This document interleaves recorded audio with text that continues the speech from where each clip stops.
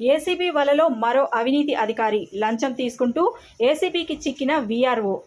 డెంకాడ మండల తహసీల్దార్ కార్యాలయంలో ఏసీబీ అధికారులు సోదాలు. బొడ్డవలస పంచాయతీ వీఆర్ఓ శ్రీనివాసరావు లంచం తీసుకుంటుండగా ఏసీబీ అధికారులకు చిక్కారు. బొడ్డవలస గ్రామానికి చెందిన ఓ రైతు వద్ద నుంచి డబ్బులు డిమాండ్ చేయడంతో ఏసీబీ అధికారులను ఆశ్రయించిన రైతు ఫిర్యాదు మేరకు తహసీల్దార్ కార్యాలయంపై దాడులు చేయగా నగదు తీసుకుంటుండగా ఏసీబీకి చిక్కిన వీఆర్ఓ.